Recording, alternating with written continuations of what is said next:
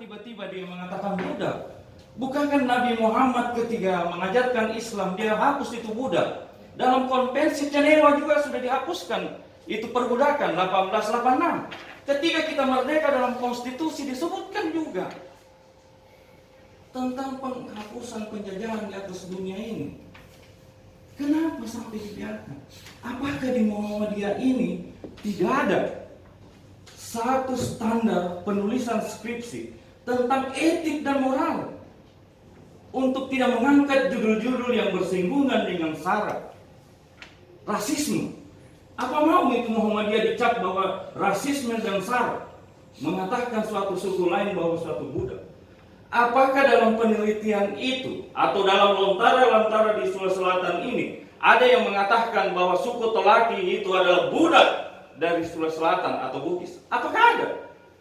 Harusnya itu dalam penelitian penulisan suatu karya ilmiah kita bebas mengungkapkan suatu nilai, tapi ada patokan-patokannya, ada sumber-sumbernya.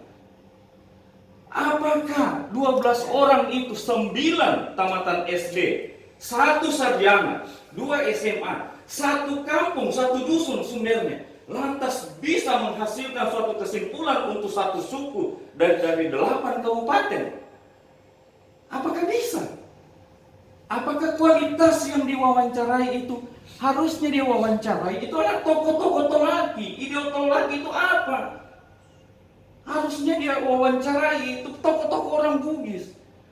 Kalau tamatan SD memang pandangannya rendah, Pak. Makanya Muhammadiyah itu untuk meningkatkan pendidikan supaya wawasan untuk sesama muslim itu naik. Nah, ini yang saya ingin katakan. Ini kerisauan, Pak. Para tokoh-tokoh mengatakan kita akan dicap seumur hidup kalau skripsi ini tidak jauh. Kalau hanya cerita-cerita tidak ada masalah, Pak.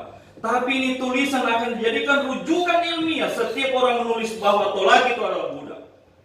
Apakah kalau saya berasumsi semua orang Bugis yang datang di Sulawesi Tenggara itu untuk mencari hidup karena dia diusir dari kampungnya atau dan sebagainya? Itu saya tidak berasumsi begitu.